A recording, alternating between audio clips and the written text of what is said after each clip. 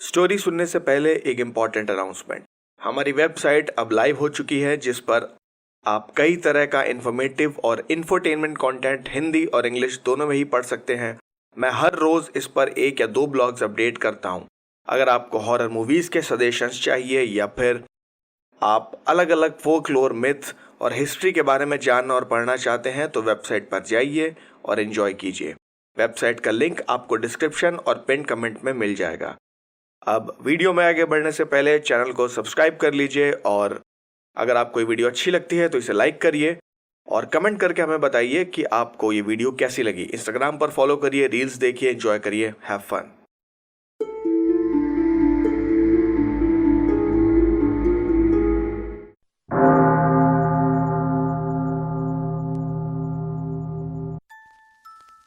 Odiorne theatre में घटा वो भयानक हादसा अभी खत्म नहीं हुआ था, क्योंकि अब तक वहां भगदड़ मच चुकी थी। मॉन्सियो एंटोन ने क्विंसी को तुरंत ही वहां से निकलने में मदद की। बाहर क्विंसी ने एक आदमी को बीच सड़क पर खून से लथपथ पड़ा हुआ देखा। उसकी हालत ठीक नहीं लग रही थी और आसपास के लोग पुलिस और डॉक्टर दोनों को ही बुलाने के लिए शोर मचा रहे थे। क्विंसी को अभी तक भी पता नहीं था कि यह सड़क पर पड़ा आदमी कौन था और इसके साथ क्या हुआ था। क्विंसी ने एंटोन से पूछा, हे भगवान, ये कौन है और यहां क्या हुआ? एंटोन ने कहा कि वो नहीं जानता कि ये कौन है, पर इस पागल ने न जाने क्यों 2 औरतों पर हमला किया था, पर पता नहीं कैसे इसकी ये हालत हो गई। वहां दूर से आते पुलिस वालों की सीटियों की आवाजें गूंज रही थीं। एंटोन ने क्विंसी को थिएटर में अंदर खींच लिया था, जिससे वो किसी मुसीबत में ना फंसे। तभी क्विंसी ने एक आदमी को उस नीचे गिरे हुए आदमी पर झुककर बात करते हुए देखा। उस आदमी ने सड़क पर पड़ी घड़ी उठा ली और वहां से भागने लगा। क्विंसी जोर से चिल्लाया, चोर चोर, पकड़ो पकड़ो। क्विंसी एंटोन से अपना हाथ छुड़ाकर उस चोर के पीछे भागा, पर वो चोर जल्दी ही क्विंसी की पकड़ से बाहर हो चुका था। पर क्विंसी ने सामने से आते 2 पुलिस वालों को इशारा किया और उन्होंने उस भागते हुए चोर को पकड़ लिया। उन्होंने तुरंत ही वो चांदी की घड़ी उसके पास से बरामद कर ली, पर अब तक एंटोन ने क्विंसी को आकर पकड़ लिया था। उसने क्विंसी से कहा कि बासाराब ने उसे क्विंसी को सही सलामत उसके घर भेजने की जिम्मेदारी दी है। उसे यहां नहीं होना चाहिए। क्विंसी को अभी तक भी समझ नहीं आया था कि वहां थिएटर में क्या हुआ था और बासाराब अब भी वहां क्यों रुके हुए थे। उसने एक नजर जमीन पर पड़े जॉन पर डाली, जो कि अब भी धीरे धीरे सांसें ले रहा था। न जाने क्यों उसे जॉन का चेहरा कुछ जाना पहचाना सा लग रहा था। जॉन जमीन पर पड़ा था और उसे अब बिल्कुल भी दर्द महसूस नहीं हो रहा था। उसने आसमान की तरफ देखा और अपनी आखिरी सांस ली। उसने कहा, लूसी। वो बिना गाड़ीवान वाली बग्घी अपनी मंजिल की तरफ बढ़ी जा रही थी। रात के उस वक्त सड़क पर मंद मंद जलती वो लाइटें खूबसूरत लग रही थी।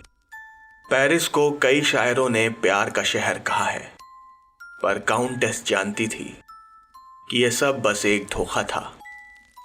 एलिजाबेथ को आंट कार्ला के साथ आराम तो मिला था, पर वो उसकी उम्र की नहीं थी। उसे आंट कार्ला की कुक इल्का का साथ अच्छा लगता था। इल्का और एलिजाबेथ एक ही उम्र के थे और दोनों साथ में काफी वक्त बिताते थे। पर आंट कार्ला को जल्दी ही उनके बारे में पता चल गया। जलन और गुस्से से भरी आंट कार्ला ने इल्का पर अपना पूरा गुस्सा निकाला। उन्होंने उस पर चोरी का इल्जाम लगाकर उसे फांसी की सजा दिलाने में कोई कसर नहीं छोड़ी। और जब एलिजाबेथ ने उन्हें अपने पास आने से मना किया तो उन्होंने उसकी खबर उसके घर वालों को दे दी। कुछ दिनों बाद आंट कार्ला के घर कुछ सिपाहियों की एक टोली आई, जिसने एलिजाबेथ को एक घोड़े पर जबरदस्ती बांध कर लाद दिया और उसे वापस काउंट नेडेस्डी के पास ले गए। उसके परिवार ने उसे कहा कि काउंट नेड एसडी होने का फर्ज उसे अदा करना ही होगा और उसे काउंट का वारिस भी पैदा करना होगा। अपनी जिंदगी में हुई इन घटनाओं से एलिजाबेथ का भरोसा प्यार जैसी हर चीज से पूरी तरह से उठ चुका था। उसे लगने लगा था कि भगवान सिर्फ इंसानों को खिलौने की तरह इस्तेमाल करता है जिससे वो उसकी पूजा कर सके। प्यार के इस शहर की सड़कों पर दौड़ती अपनी बग्घी में बैठी एलिजाबेथ, उसने अपना मन पक्का कर लिया था कि वो पेरिस को एक दिन राख के ढेर में तब्दील करके अपने जूतों से कुचल कर ही दम लेगी। काउंटेस ने अपने साथ बैठी एक वैम्पायर से कहा कि हमें अब अपने प्लान पर और भी सावधानी से काम करना होगा।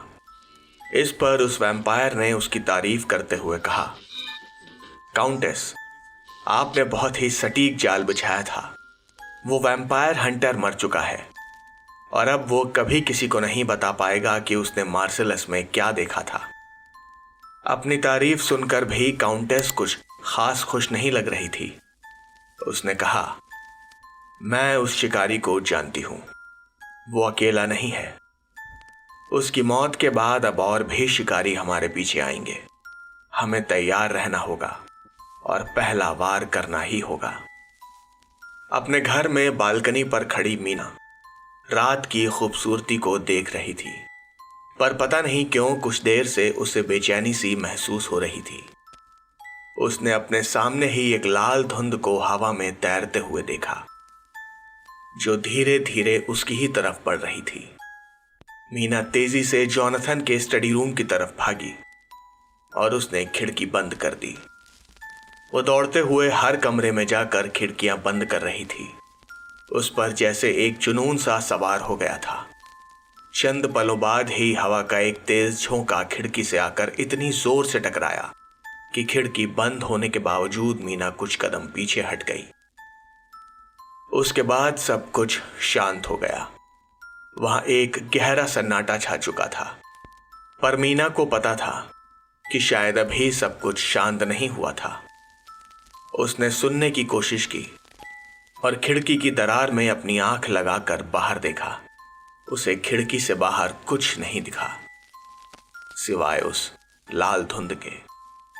उस धुंध ने पूरे घर को घेर लिया था। उसके घर के मुख्य दरवाजे पर जोर से दस्तक हुई, जो कि हर गुजरते पल के साथ और भी तेज होती गई। मीना अपनी जगह पर उछल सी गई थी। वो दस्तक बढ़ती ही जा रही थी और उसका शोर मीना को डरा रहा था। मीना को ऐसा डर आज तक कभी महसूस नहीं हुआ था। वो अपनी जगह पर जम गई थी। उसे ना जाने क्यों ऐसा लग रहा था कि ये वही है और वापस आ चुका है, पर ऐसा कैसे हो सकता था? वो तो मर चुका था। उन सब लोगों ने अपनी आंखों के सामने उसे राख के ढेर में बदलते देखा था। तभी मीना को नीचे से कांच टूटने की आवाज आई। इस वक्त वो घर पर अकेली थी। जॉनथन कहीं बाहर गया हुआ था और उसका बटलर मैनिंग अपना काम खत्म करके घर जा चुका था। मीना ने अपने कानों से नीचे का दरवाजा खुलते हुए सुना और उसे लगा कि उसके संगमरमर के फर्श पर कुछ घसीटा सा जा रहा था। उसके घर में कोई तो आ चुका था। मीना डर से एक कोने में खड़ी हो गई। उसे अपनी कमजोरी पर गुस्सा आ रहा था। अपने पुराने अनुभवों से मीना जानती थी कि इस तरह की ताकतों से डर कर भागना या छुपना कभी भी काम नहीं आता। इससे उन शैतानों को और मजबूती मिलती है। उसके पास एक ही रास्ता था और वो था ये जो भी था उसका मुकाबला करना।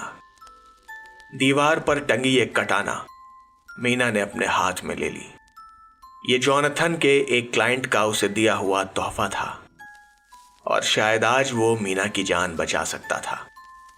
मीना डरते हुए जीने तक गई और उसने छुपकर एक नजर घर के मुख्य दरवाजे पर डाली। दरवाजे पर खून के बड़े बड़े धब्बे थे जो कि अंदर ड्राइंग रूम की तरफ जा रहे थे। जॉनथन के साथ कुछ गलत होने के ख्याल से मीना दौड़ती हुई सीढ़ियों से उतरी और ड्राइंग रूम की तरफ भागी। ड्राइंग रूम में उसे एक पेंटिंग के नीचे एक खून से लथपथ आदमी दिखाई दिया और तभी आसमान में बिजली चमकी, जिसकी रोशनी में मीना ने उसका चेहरा देखा। ये जॉन था। मीना के मुंह से निकला, जैक। ये जॉन का बचपन का नाम था और उसके सभी करीबी लोग उसे इसी नाम से बुलाते थे। जॉन न सिर्फ लहूलुहान और खून से लथपथ था, बल्कि वो बहुत कमजोर और बीमार सा भी दिखाई दे रहा था। जॉन ने अपना मुंह खोला और बोलने की कोशिश की, पर उसके मुंह से शब्दों की जगह खून बाहर आया। मीना उसके पास ही बैठ गई थी। उसने कहा कि वह बोलने की बिल्कुल भी कोशिश ना करे।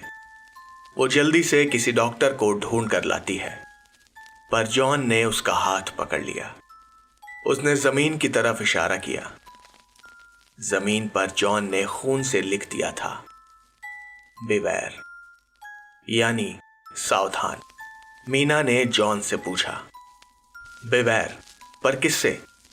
जॉन इस सवाल का जवाब देने के लिए जिंदा नहीं बचा था।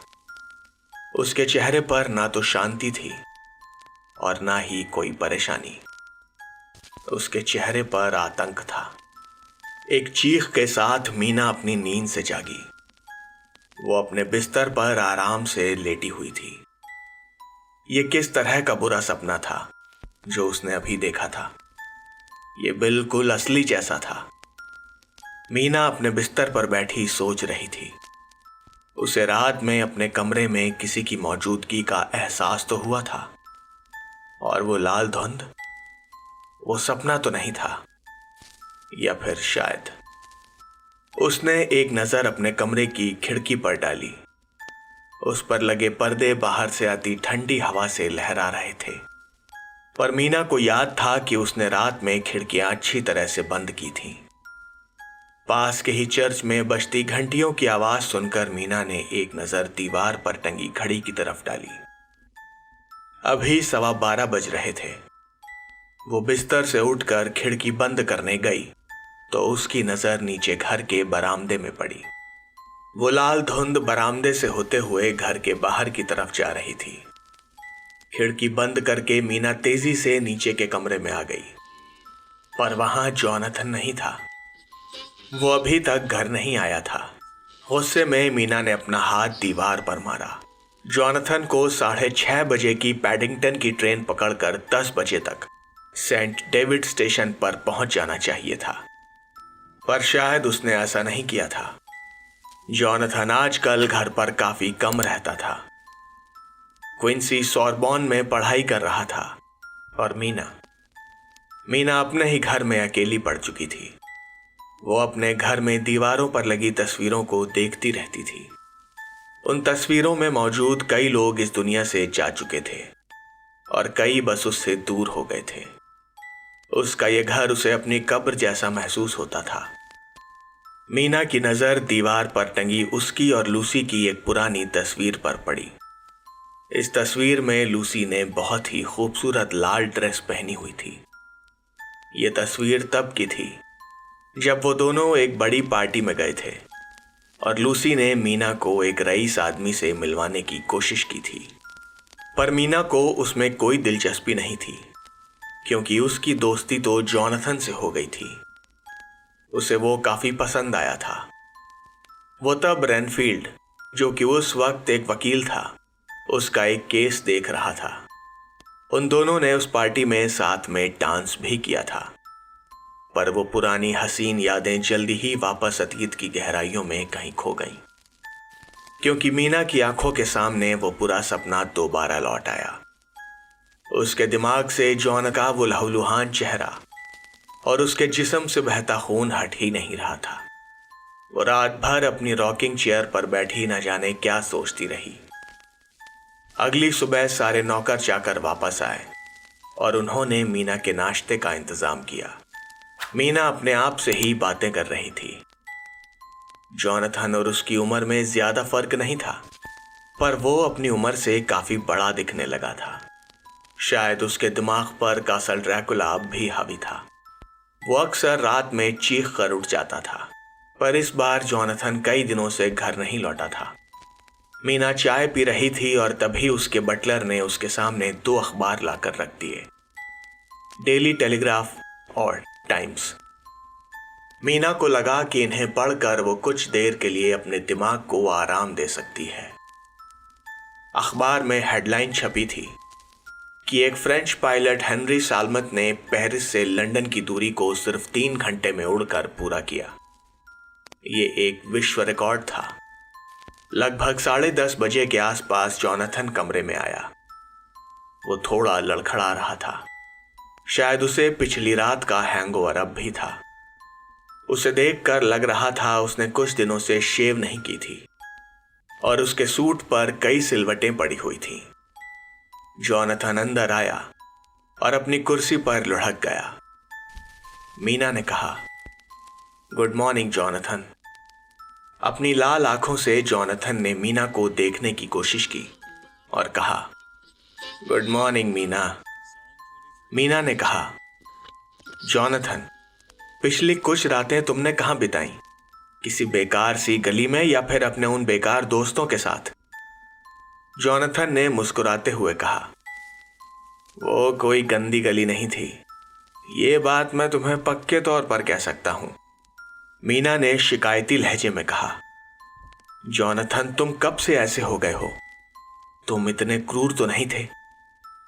जॉनथन ने जवाब दिया, मीना ओ मीना, ये दुनिया ऐसी ही जालिम है और मैं बस इसकी एक परछाई हूं। मीना ने कहा, क्या मैं तुम्हें दिखाई नहीं देती? हमने ऐसे अलग अलग रहने के लिए शादी तो नहीं की थी। हम अलग अलग कमरों में सोते हैं, पर कभी कभी तो तुम मेरे पास भी सो सकते हो ना। जॉनथन ने कहा, आप भूल जाती हैं मिसेस हार्कर कि मुझे भी एक बार आपकी जरूरत पड़ी थी। तब आप कहां थीं? मीना गुस्से में अपने दांत पीसते हुए बोली, तुम्हें पता तो है कि मुझे उसके सपने अभी भी आते हैं। जॉनथन ने अखबार उठाते हुए कहा, मैं भी तो वही कह रहा हूं, उसके सपने तुम्हें अब भी आते हैं। मीना ने जवाब दिया, नहीं, वो सिर्फ सपने नहीं हैं, वो कुछ और भी हैं। मुझे वो सब कुछ असली लगता है। जॉनथन ने कहा, मुझे तो लगता है कि तुम्हें वो सपने देखना पसंद है। तुम अंदर से अब भी उसके बारे में सोचती हो। मीना को अब गुस्सा आ चुका था। वो जैसे जॉनथन को एक थप्पड़ रसीद करने ही वाली थी, पर घर में नौकरों के होने की वजह से उसने खुद को रोक लिया। उसने कहा, जॉनथन, मैंने तुमसे शादी की है, मैंने तुम्हें चुना है, उसे नहीं। जॉनथन ने कहा, मीना तुम अब भी पहले की तरह खूबसूरत हो, पर मुझे देखो। क्या इसलिए तुम रात में सोते हुए उसका नाम लेती हो? मीना अपने घुटनों पर बैठ गई और रोने लगी। वो कह रही थी, तुम कब तक मेरी एक गलती के लिए मुझे दोष देते रहोगे? मैं उसे समझ ही नहीं पाई थी। ये वो आदमी नहीं था जिससे मीना ने प्यार किया था। अपने जज्बातों पर काबू पाकर मीना उठी और कुर्सी पर बैठकर अखबार पढ़ने लगी।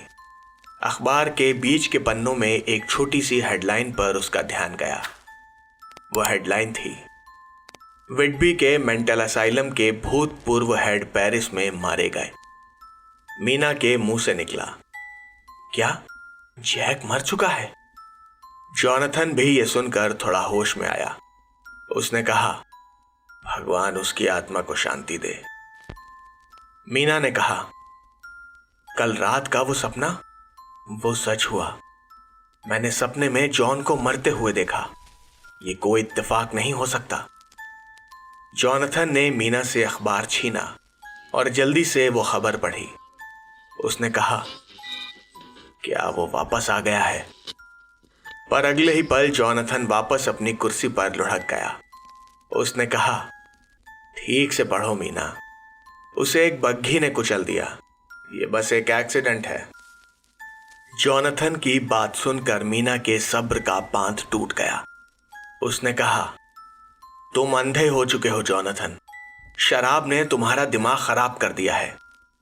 पर जॉनथन को भी जॉन की मौत का दुख था। उसकी आंखों में आंसू तैर रहे थे। उसने कहा, मुझे उससे जलन हो रही है, कम से कम उसका दर्द खत्म तो हुआ। यह कहकर जोनाथन कमरे से बाहर चला गया। पर मीना का दिमाग अब भी काम कर रहा था, क्योंकि उसका देखा हुआ वो सपना सच हुआ था। आगे शायद कुछ बहुत बुरा होने वाला था और वो जानती थी कि इसका सामना उसे अकेले ही करना होगा। मीना जोनाथन के पीछे भागी ताकि वो उसे रोक सके, पर जोनाथन बाहर अपनी कार में बैठ चुका था। उसने जाते हुए कहा कि उसे जॉन की तलाकशुदा बीवी और बच्चों से मिलना है। वो अभी न्यूयॉर्क में रहते हैं और वो अब भी जॉन का वकील है। उसकी जायदाद के बारे में उसे उनसे बात करनी ही होगी। जोनाथन ने अपना काला चश्मा लगाया और कार दौड़ा दी। मीना बाहर खड़ी जोनाथन की कार को स्टेशन की तरफ जाता हुआ देखती रही और उसकी आंखों से आंसू बहते रहे। तभी उसे लगा कि कोई उसे देख रहा है। कोई पास ही झाड़ियों में छुपा हुआ था। इंस्पेक्टर कॉलिन कॉटफोर्ड फेंचर स्ट्रीट से होते हुए व्हाइट चैपल की तरफ जा रहे थे। यह शहर का सबसे खराब इलाका था। स्कॉटलैंड यार्ड की अपनी 30 साल की नौकरी में इंस्पेक्टर कॉटफोर्ड ने इंसानियत का अच्छा और बुरा दोनों तरह का रूप देखा था। उनके अनुभवों ने उनके अंदर से स्वर्ग और नरक जैसी चीजों के वजूद का ख्याल भी मिटा दिया था। उन्होंने नरक इसी धरती पर देखा था और वो था व्हाइट चैपल का इलाका। लंदन के पूरब की तरफ का यह सबसे गरीब इलाका था, जहां लोग फैक्ट्रियों में काम करने की उम्मीद लेकर आते थे। पर यहां जितनी नौकरियां थीं, उससे कहीं ज्यादा लोग थे, जिसकी वजह से यह इलाका बहुत ही गरीब और बेहद भीड़ भाड़ वाला हो चुका था। इस पूरे इलाके की एक खास महक थी, जिसमें इंसानी गंदगी, सड़ते हुए मांस और गटर की बदबू मिली हुई थी। बाजार के इस इलाके से जाते हुए कॉटफोर्ड अपनी नाक से सांस नहीं ले रहा था, क्योंकि वो इस बदबू को महसूस भी नहीं करना चाहता था। इंस्पेक्टर कॉटफोर्ड जब पुलिस फोर्स में शामिल हुआ था, तब वो सबसे बेहतरीन ऑफिसर्स में से एक था। वो लंदन का सबसे नौजवान डिटेक्टिव कांस्टेबल था और उसे इंस्पेक्टर फ्रेडरिक एबरलीन ने खुद चुना था। अब तक कम से कम उसे पुलिस सुपरिटेंडेंट तो हो ही जाना चाहिए था, पर वो बस इंस्पेक्टर की रैंक तक ही पहुंच पाया था। एक बढ़िया गर्म ऑफिस में बैठने की बजाय वो अब भी सड़कों की खाक छानता खबरें इकट्ठा कर रहा था, और वो भी बेकार के केसों के लिए, जिनका आज तक कोई हल नहीं निकला था। ये सुबह का वक्त था और यहाँ के दुकानदार अपनी दूध और फल सब्जी की दुकानें सजा रहे थे। इंस्पेक्टर कॉटफोर्ड अपने आसपास की गंदगी को अनदेखा करते हुए चलते जा रहे थे। कुछ ऐसे भी बूढ़े लोग वहां सड़कों पर रेंग रहे थे, जिनमें भीख मांगने की भी हिम्मत नहीं बची थी। वो बस एक दूसरे से चिपक कर खुद को गर्म रख रहे थे और शायद अपनी मौत का इंतजार कर रहे थे। इंस्पेक्टर कॉटफोर्ड को सुबह ही स्कॉटलैंड यार्ड के चीफ सुपरिटेंडेंट की तरफ से एक फोन आया था, जिसमें उन्हें कहा गया था कि जितना जल्दी हो सके पेरिस में मारे गए उस मेंटल असाइलम के हेड की मौत के बारे में पता लगाया जाए। कॉटफोर्ड को समझ नहीं आया था कि स्कॉटलैंड यार्ड इस एक्सीडेंट के केस के लिए उससे इतना काम क्यों करा रही है। पेरिस जैसे बड़े शहरों में कई लोग गाड़ियों के नीचे आकर अक्सर मारे जाते हैं, इसमें कौन सी बड़ी बात है। पर पेरिस के लेफ्टिनेंट जॉर्डन से बात करने पर उसे अपना मन बदलना पड़ा। लेफ्टिनेंट जॉर्डन के हिसाब से इस केस में कुछ तो ऐसा था जो नजर नहीं आ रहा था। उन्होंने कॉटफोर्ड को बताया था कि मरने वाले के पास एक चांदी का पानी चढ़ी हुई तलवार थी और उसे एक बार फ्रांस की सरकार से रिसर्च करने के लिए पैसे भी मिल चुके थे। पेरिस की पुलिस लंदन की तरह किसी राज घराने की पुलिस नहीं थी, बल्कि वो सरकार के आदेशों पर चलती थी और वो ये पक्का करना चाहते थे कि डॉक्टर जॉन सीवर्ट की मौत के केस में कोई दूसरा एंगल नहीं था। इंस्पेक्टर कॉटफोर्ड अब तक एक लॉज के सामने आकर रुक गए थे, जिसके दूसरी तरफ एक बड़ा सा वेयरहाउस था। कॉटफोर्ड ने अपने सूट की जेब से एक विस्की का फ्लास्क निकाला और एक घूंट लेकर वो उस लॉज में अंदर चला गया। इंस्पेक्टर कॉटफोर्ड सीधा सबसे ऊपर वाली मंजिल पर पहुंचा उस अपार्टमेंट में बदबू भरी हुई थी। उस फ्लैट में एक भी लाइट नहीं थी और खिड़कियों को लकड़ी के फट्टे लगाकर अंदर से अच्छी तरह से बंद किया गया था। अपने सूट की जेब से कॉटफोर्ड ने एक टॉर्च निकाली, जिसकी रोशनी में उसे कमरे में हवा में तैरती हुई धूल दिखाई दी।